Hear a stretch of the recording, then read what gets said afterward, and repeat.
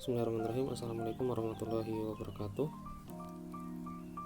Kami dari kelompok 7 pada mata kuliah pasar modal dan keuangan syariah, saya akan sedikit mengulas materi yang berkaitan dengan pasar modal syariah, yaitu sukuk. Kami kelompok 7 yang beranggotakan saya sendiri, Faisal, kemudian ada Debbie Rahmawati, yang ketiga ada Anton Suhartono. Berikut materi yang akan kami sampaikan. Selamat menikmati untuk memperhatikan. Ya, gitu. Di sini saya akan menjelaskan mengenai pengertian suku. Suku menurut Zamir Iqbal dan Abbas Mirakor adalah representasi kepemilikan yang proporsional dari aset untuk jangka waktu tertentu dengan risiko serta imbalan yang dikaitkan dengan cash flow melalui underlying aset yang berada di tangan investor.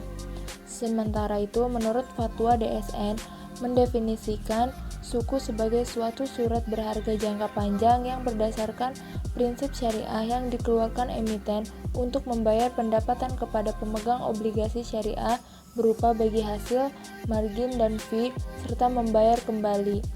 Secara umum, suku adalah kekayaan pendukung pendapatan yang stabil, dapat diperdagangkan, dan sertifikat kepercayaan yang sesuai dengan syariah. Selanjutnya yaitu ada latar belakang munculnya suku. Pada masa awal Islam, suku merupakan salah satu alat pembayaran gaji para pegawai negara. Dalam sejarah disebutkan bahwa Khalifah Umar bin Al-Khattab adalah khalifah pertama yang membuat suku dengan membubuhkan stempel di bawah kertas suku tersebut. Penggunaan suku berkembang pada abad 4-5 Hijriah, di mana seorang pembeli dapat mengirim suku pada seorang pedagang. Pada suku tersebut tertulis nama barang yang diinginkan, harga barang, dan tanda tangan pembeli. Kemudian pedagang tersebut mengirim barang yang diinginkan pembeli ketika pedagang itu menemui atau menghubungi pembeli pada waktu yang telah ditentukan. Maka ia menyerahkan suku tersebut pada pembeli dan pembeli membayar sesuai dengan harga barang. Ibnu Khaldun menyebutkan bahwa pemakaian suku bukan hanya di kalangan rakyat tapi juga di kalangan pemerintah. Pada masa kontemporer, kemunculan suku dilatar belakangi oleh upaya untuk menghindari praktik riba yang terjadi pada obligasi konvensional dan mencari alternatif instrumen pembiayaan bagi pengusaha atau negara yang sesuai dengan syariah. Dengan didukung oleh munculnya fatwa ulama yang mengharamkan obligasi konvensional seperti fatwa Majma' al-Fiqh al-Islami 20 Maret 1990 dan Fatwa DSN Majelis Ulama Indonesia nomor 32/DSN MUI-9/2002 dan kebutuhan investasi jangka panjang, maka para ahli dan praktisi ekonomi Islam berijtihad untuk menciptakan sebuah produk atau instrumen keuangan baru yang bernama obligasi syariah atau suku. Selanjutnya yaitu hukum suku. Menurut Sabto Raharjo, dasar hukum obligasi syariah di Indonesia adalah sebagai berikut. Yang pertama, pendapat ulama tentang keharuman bunga. Yang kedua, pendapat ulama tentang keharuman obligasi yang hasilnya berbentuk bunga. Yang ketiga, pendapat ulama tentang obligasi syariah yang menggunakan prinsip mudharabah, murabahah, musyarakah, istisna, dan salam. Yang keempat, Fatwa DSN nomor 20/DSN-4/2001 mengenai pelaksanaan investasi reksadana syariah. Yang kelima, Fatwa DSN nomor 32/DSN MUI-9/2002 tentang obligasi syariah. Fatwa DSN tersebut berisi tentang yang pertama, obligasi yang tidak dibenarkan menurut syariah, yaitu obligasi yang bersifat utang dengan kewajiban membayar berdasarkan bunga. Yang kedua, obligasi yang menurut syariah, yaitu obligasi yang berdasarkan prinsip-prinsip syariah. Yang ketiga, obligasi syariah adalah suatu surat berharga jangka panjang berdasarkan prinsip syariah yang dikeluarkan emiten kepada pemegang obligasi syariah yang mewajibkan emiten untuk membayar pendapatan kepada pemegang obligasi syariah berupa bagi hasil atau margin atau fee serta membayar kembali dana obligasi pada saat jatuh tempo. Selanjutnya akan dijelaskan oleh tim. Assalamualaikum warahmatullahi wabarakatuh.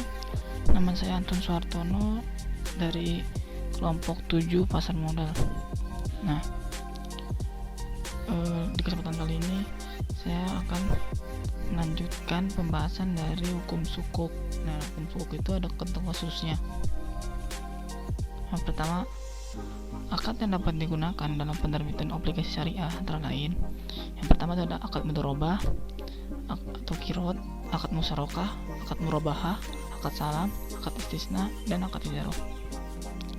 Nah, sedangkan jenis usaha yang dilakukan emiten atau selaku mudharib tidak boleh bertentangan dengan syariah dengan memperhatikan substansi fatwa DSN MUI nomor 20/DSN MUI /4/2001 tentang pedoman pelaksanaan investasi untuk reksadana syariah. Selanjutnya ada pendapatan hasil investasi yang dibagikan emiten atau mudharib kepada pemegang obligasi syariah mudharabah selaku sohibul mal harus bersih dari unsur non halal. Jadi nggak boleh yang mengandung riba. Nah, selanjutnya ada pendapatan hasil yang diperoleh pemegang obligasi syariah harus sesuai akad yang digunakan. Selanjutnya ada pemindahan kepemilikan obligasi syariah mengikuti akad-akad yang digunakan. Nah, selanjutnya adapun landasan hukum yang menjadi pegangan DSN MUI dalam menetapkan bolehnya penggunaan obligasi. Yang pertama itu ada Quran Surat Al-Maidah ayat 1, kemudian ada Quran Surat Al-Isra ayat 34, kemudian ada Surat Al-Baqarah ayat 275. Nah, kalau ini pakai landasan hadis ya. Yang pertama itu ada hadis riwayat At-Tirmidzi, perdamaian dapat dilakukan di antara kaum muslimin kecuali perdamaian yang mengharamkan yang halal atau menghalalkan yang haram, dan kaum muslimin terikat dengan syarat-syarat mereka kecuali syarat yang mengharamkan yang halal atau menghalalkan yang haram. Hadis riwayat Ibnu Majah, tidak boleh membahayakan diri sendiri dan diri orang lain. Kemudian ada kaidah fikih, pada dasarnya semua bentuk muamalah boleh dilakukan kecuali ada dalil yang mengharamkannya. Kesulitan dapat menarik kemudahan. Sesuatu yang berlaku berdasarkan adat atau kebiasaan sama dengan sesuatu yang berlaku berdasarkan syara, selama tidak bertentangan dengan syariah. Sebagai penutup, kami menyimpulkan sukuk didefinisikan sebagai suatu dokumen sah yang menjadi bukti penyerahan modal terhadap kepemilikan suatu harta yang boleh dipindah milikan dan bersifat kekal atau jangka panjang. Mekanisme pembentukan sukuk hampir sama dengan mekanisme pembentukan Islamic bonds. Hanya terdapat perbedaan-perbedaan kecil.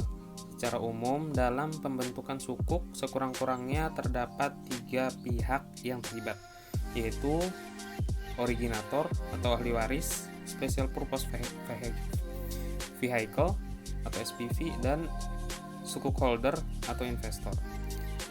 Selanjutnya sukuk ada beberapa jenis. Yang pertama meliputi sukuk ijarah, sukuk salam, sukuk murabahah, sukuk mudharabah, kemudian sukuk musyarakah, kemudian ada sukuk istisna, dan hybrid atau pooled sukuk. Kegunaan produk sukuk diantaranya sebagai instrumen pembiayaan firma, desentralisasi fiskal, dan instrumen investasi. Berikut dari apa yang telah kami kumpulkan di dalam PowerPoint ini. Untuk lebih lengkapnya, teman-teman bisa membaca di makalah. Kemudian, jika masih ada yang kurang, silahkan ditambahkan jika berkenan.